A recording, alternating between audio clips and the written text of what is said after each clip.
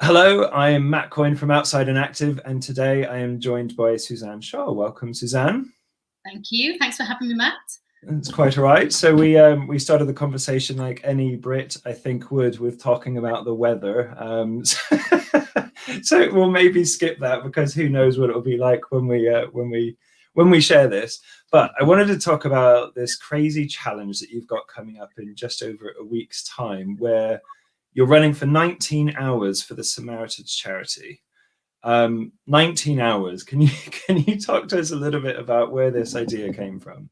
Oh, well, as you're just saying that out loud, I just had a wave of adrenaline and nerves. Butterflies in my belly are just going crazy. This was something that myself and Mike Seaman kind of came up with. I will say it was me who came to the final decision on what we were going to do. But I've been wanting to do a big challenge to support mental health and kind of put a spotlight on it. And obviously, you know, there's things like signing up to a marathon, which I thought, should I do that? Should I, you know, see what races are available when we open up, when the world opens up again?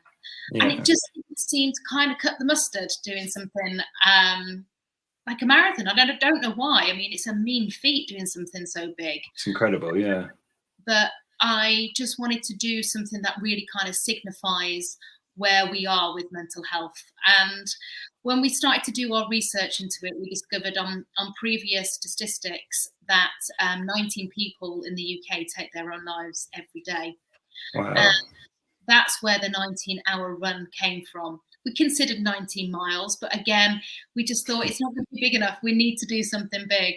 So we decided that 19 hours, to run 19 hours, was what we were going to do for 19 hours non-stop. So non-stop. I mean, it's incredible. I've done some marathons on trails. I've done some 8-hour trail runs, which itself I was pretty broken at the end of it. So I mean, 19 is no mean feat. Yeah. Like, how do you were you a runner before you started doing this? Well, I started running at the start of 2020. So when I decided to do this challenge, I was only 12 months into my running life, and I hadn't even run a marathon at that point. Wow. So I ran a marathon within my training period for this. So that was a little crazy. I mean, that itself deserves a round of applause, right? My first official marathon will, you know, hopefully be an ultra. But yeah, I just, like I said, I wanted to do something that was really going to make some noise about this number, this crazy number that we have of 19 people taking their own lives every day. So that's why I thought I really wanted to push myself, my endurance. I struggle with mental illness myself, and I have done for 19 years now. Wow. So I really wanted to. I started my new big lifestyle change in 2020, and running was one of the elements that I took up to help with my mental health. And so I've documented my journey online for the last year. So for me to do this is part of documenting that journey and the process that it's taken me to help combat my mental health, to help keep it in check. So to do this is part of that, a part of, like, I discovered running became my therapy. She started off really cheap, my therapist, but now she's really expensive as I addictive. And all the paraphernalia that comes with it. Yeah, so, of course. Particularly taking on a challenge like this, you have to really be equipped for it. So for me, it was about testing my endurance, seeing how far I could push myself. And within this time, this period of the last 11 weeks of training for my for this 19-hour run, I've learned so much about myself. You know, I've been out on the trails. I did my first marathon on trail, and I was so chuffed when I'd done the marathon. I was just dead proud. That moment was just such a big moment for me. Yeah. I'd always said I'd never run a marathon, and there I had, you know, years later, I did one on trail, and I was like, oh my God, that was a mean feat. That was, you know, something I never thought I'd do. And then I did 8 hours out there, which I think in the 8 hours, it was a walk that I did because I just wanted to get time on feet. So that 8 hours, I think we did 40, I think it was about 45 kilometers. And then Wow. my biggest runs before this one I'm about to do, I did a 40, I went out for 10 hours and I did 40 miles. So Amazing. kind of officially got to that ultra marathon point. Yeah. And I just couldn't believe I'd done it. And on Yeah. that particular run, that was when I really kind of tested my endurance, when I wanted to stop, when I wanted to quit, when Yeah. I wanted to kind of give up. That doing that run, and I did it all on my own as well. Wow, I that's phenomenal. Yeah, I just thought that's when I kind of really dug deep and thought about, the people that I'm doing it for, the cause that I'm doing it for. And then just testing my own mental strength and mental ability and realizing that I was stronger than I ever thought I was. And Hmm. it's really given me a boost in confidence. Now I'm just incredibly nervous for the actual day. But you are going to be supported by lots of amazing people, which Yes. will hopefully that will help you. Yeah. And I know what Mike's like when you run with him, so I'm sure you'll enjoy it. Yeah. The But banter is always there, that's for sure. yeah, absolutely. I mean, I can resonate slightly in that I was never a runner until about 6-ish years ago, I guess it was. Running a kilometer was quite a challenge.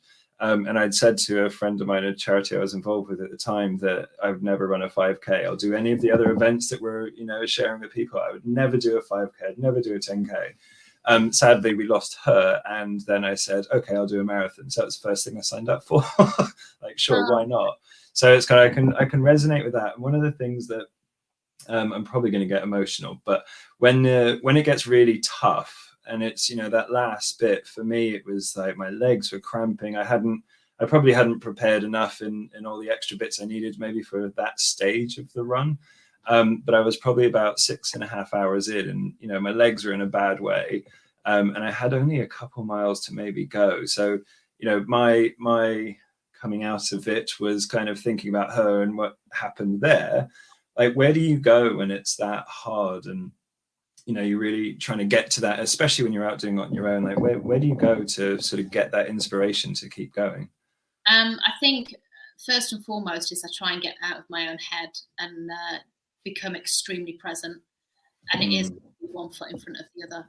Yeah. Like the first place that I will go to.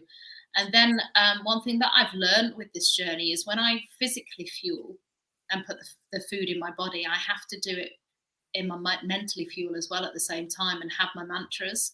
And the mantra is just talking to myself to say, I am feeling amazing. I'm feeling amazing. I feel good. I feel great. And, just sitting in that discomfort instead of trying to avoid it, just actually being in that moment, feeling that discomfort, knowing that it won't last, it will go away, Yeah. helps it go so much quicker. And that's one thing I've learned, but not listening to the discomfort too much so it sticks around, is kind of giving it some love, saying it's okay and asking it to kindly just go away so you can get through it. But also, like I said, is thinking about what the cause you're doing it for, the people, and having those people in mind, and really kind of digging deep and having people around you who can help you somehow with the strength and keep you going and give you the oomph that you need on the day. The drive. Yeah, absolutely. Well, and you mentioned that you were struggling for 19 years. I mean, that to me is an immense amount of time, as I'm sure a lot of people watching this will kind of be like, 19 years. So if I've got timelines correct, is that from your hearsay days? Is that right? Yeah, that's right. I mean, Do you mind talking about that a little bit? I don't mind talking about it at all. I think, I say I've been struggling for 19 years. I've probably been struggling for 18 years because it was last year when I made the changes. Okay, yeah. Had that struggle so much this year, but 19 years ago is when I started to struggle with my mental health. And coming out of such a heightened fame period, it's tough. It's not easy. And it's hard to describe because a lot of people out there will think, well, you had fame. You surely had everything. Because I remember as a child, as a teenager, thinking, when I'm famous, everything's going to be fine. It'll be easy. Life is going to be so easy. Yeah. And it just makes it all that much more difficult, because it's hard to disguise the pain when you are constantly in front of a camera. I feel like what happened within my time of Hearsay was that you forget to look after yourself. You forget to look after your mental well-being. And I think that's what we do in life as humans. We actually don't know how to look after ourselves that much. We are always told to look out for each other, to put yourself last, to put other people first. So you forget how you have to nurture yourself to make sure your physical and mental health is completely in check. And I think going into a pop band at the age of 18 years old, where it's high pressure, you're successful, it's overnight fame, which therefore means you have to work crazy hours. You're not getting the sleep you should at that age, or at any age. You know, you're not fueling your body in the right way. You're not looking at your water intake as a teenager and how much hydration your body needs to hormones to all be in sync. And, you know, when traumas happen, you're hitting so huge highs and huge lows at the same time. You're on stage, your adrenaline is crazy. You have these massive bursts of people giving you rapturous applause, absolutely amazing. And then suddenly the day after, it could just go crashing down if an article's come out in a national paper that is pulling you apart as a human being. So going from all these extremes, and the only way I can describe it is I was in like this washing machine on a fast spin for like 2 years, and then suddenly the washing came out and it was just left on the floor, and it wasn't and aired out to dry and to folded away nicely and to recover and replenish to wear again. It was just left on the floor, and I never dealt with it.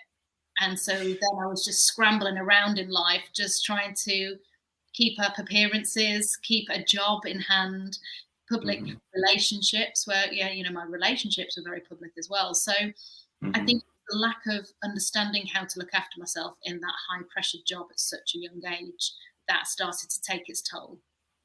Well, I mean, do you, presumably you were supported by people, but was there a sort of support structure in place, you know, for sort of 18 years old, like you said, you feel like you're a full grown adult at 18 and everything's, you know, amazing and you're king of the world kind of thing. But was there that sort of support structure for when, you know, when these things did sort of happen and when you had those headlines, I guess? Yeah, no, there wasn't. And it was, you know, 20 years ago, our version of the industry was the first of its kind. It was new. So there wasn't safety checks in place with the record label or the TV industry. You know, it was all very new. It wasn't like that back then. It's very different now, and there's still a lot of improvement to be made, I think, in terms of young adults going into the industry. But yeah, certainly back then, nobody kind of knew what was happening. Even our manager, he was only in his 20s when he was looking after us. I think he was either late 20s, early 30s. He was only young himself, really. Yeah, it's incredible. And so, you know, there wasn't any kind of care there in place. And then when our time as a band finished and we decided to call it a day, it was then, there was just nothing. There was no management there. There was no support. It was such a strange experience. And then you're just trying to fumble around, I suppose, like anybody really. When you kind of leave home, you're fumbling around in life trying to find how to get from A to B. But all of that was happening under the spotlight of the media and the public eye. So of course, that was a little bit more pressure. Well, what, like, maybe just really briefly, but if someone else is going through something similar like that right now, what advice would you give them, or where could they go? What would you say to someone that's going through a similar sort of situation? I mean, certainly talk, speak up, because you're not alone, and lots of people are going through the same thing. Certainly reach out and get the help that is needed. But prioritizing mental health is so incredibly important. We really underestimate that. I think we are taught how to look after ourselves physically, but generally, you're not taught how to look after yourself mentally. You know, we are really having to kind of step up our game when we need to make sure that all our hormones are in check. And it's just something that I'm even learning at an older age, like how to really genuinely look after yourself. And like that, like I say, you know, if you're in a high pressure job, you've got to have the ability to be able to say, no, I can't work those hours, and I need time out. I need time to replenish. I need time to rest. You know, you've got to have that level of having your home life in order and checked, and you're putting the work into that side as much as you're putting the work into your work, and then you have to put that same amount of work into yourself as well. It's being brave enough to prioritize yourself and put yourself at the top of your priority list at all times. I think it's really good advice. I think it's something a lot of people that have experienced through this whole last 12, 18 months or wherever we're at now, lifetime, in lockdown in this situation. But I think a lot of people have started to realize, I guess, what's important. So maybe coming on to that, you talked a bit about, you know, the lifestyle change you had, but also nutrition. So I know from your profiles and chatting to you before, but you have a plant-based diet now, is that right? Yeah, that's right. Yeah. Is that new for you last year as well? Yeah, it was. I started that back in, like, I think it was November 2019. Mm-hmm. I was on the road doing a play called Hormonal Housewives, and one of the girls on the tour with us, she was plant-based, and I was chatting to her about saying, I'm really trying my best to do veggie weeks and, you know, try and cut down my meat intake, you know, one, for the environment, but I know certainly I'm not really suiting a lot of meat and dairy in my diet. I was quite intolerant to it.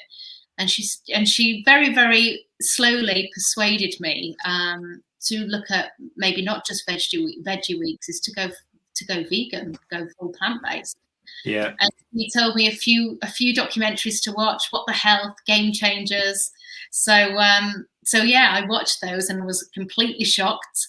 And I thought, I'm going to give this a 2-week challenge to see how I feel. So I did the plant-based diet for 2 weeks. And the great thing is I was on the road. So I was with somebody who was a vegan who could help me kind of cut corners to find the best things to find whilst you're on the road as well. Yeah.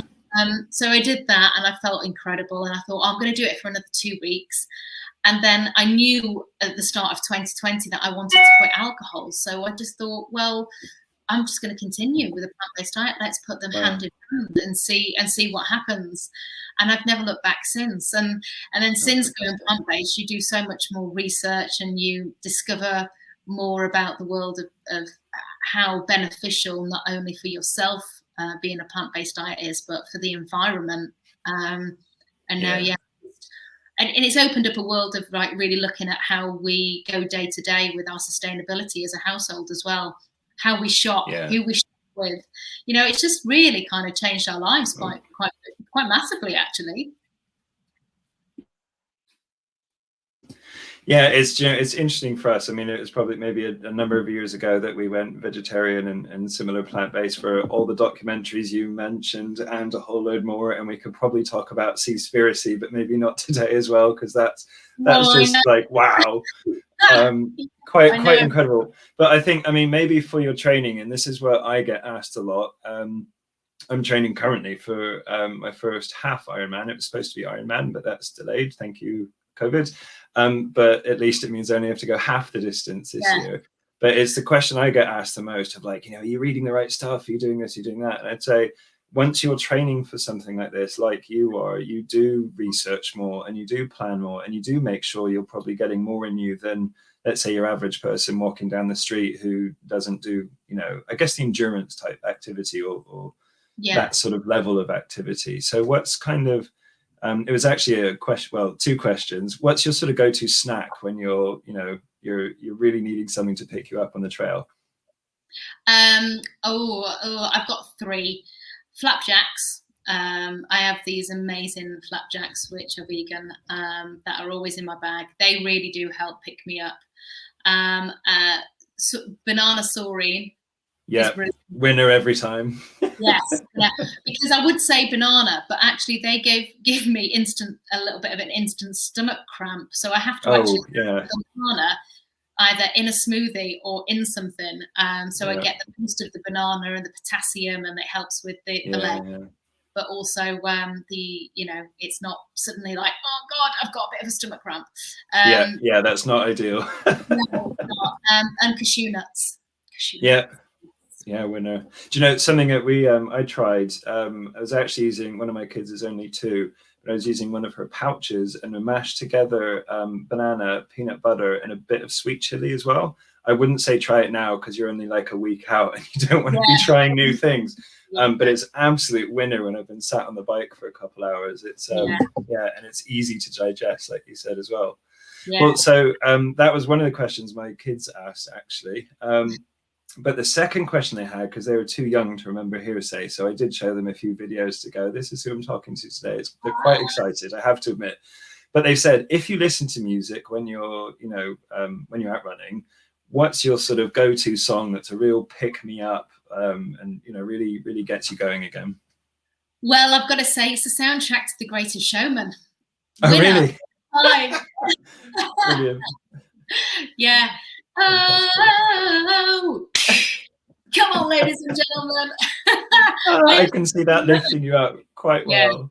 Yeah, absolutely. Oh, fantastic.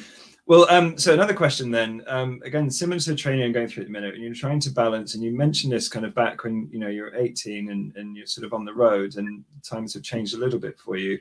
How do you fit in the sort of training that you need to do, you know, for this type of challenge with family, with work, with life and seeing your friends, for example? Well, I mean, luckily, I've been training in this period when I've not been able to see friends. Yeah. My industry is completely decimated, so no shows are going out. So, and also as well, you know, I'm quite lucky. You know, if I don't go out my own, my partner comes out with me. But we have a 16-year-old son, so he's a bit of babysitting for my 4-year-old, my 5-year-old. Nice. 5 now. So we've got a nice. We've been able to really manage it quite well. Would I have been able to do this if life was normal? Probably not. It would have been so tough to fit those hours in, but I've been able to fit them in purely because of our circumstances. So it's worked out really, really well. So quite lucky, really. Yeah. Well, had you thought about buggy running with your 5-year-old? Have you done that before?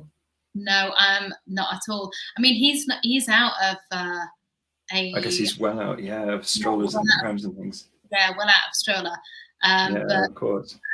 In fact, actually, though, saying that, when he was in a pram, I just started a fitness regime, and my trainer used to get me running as a warm up, and I would take him out, and we cracked this massive hill with him in the pram. And I was like, God, it was so good. Like weight on the arms as I'm going up. Real strengthening for the legs. Yeah, it's really good. It's amazing. No, I've run with all of mine. I've got 3. I've run with them all at some point in the buggy, and having 2 of them in a double buggy, I was one of those people in parkrun that was huffing and puffing as you sort of go around the course with 2 little people shouting and screaming, and I think at some point probably singing The Greatest Showman as well. So it's quite good fun, but it's definitely a good workout. But it's kept us going, and being able to go out for a run with a little one right now, and we couldn't do much else or go elsewhere, so it's been quite enjoyable. But okay, so conscious of your time, if there's anything you could say to someone that maybe might help inspire them to sort of take up their own challenge, or certainly maybe confront the challenges that they're facing themselves, what would you say? Well, I'd definitely say, you know, baby steps. You know, if there's something that you desire to do, a challenge, or, you know, if you desire to do that challenge, it's just put one foot in front of the other. Just get there in baby steps. Don't overwhelm yourself. Keep it simple and just see how it makes you feel, and then just grow from there. But if there's a challenges in life challenges that you are struggling with, all I can say from my experience is when I decided to get comfortable with being comfortable, it changed my life. What am I saying? That's get wrong. Comfortable with being comfortable. No, that does not make sense. When I decided to sit in the discomfort, to sit in my discomfort, I then got comfortable with being uncomfortable.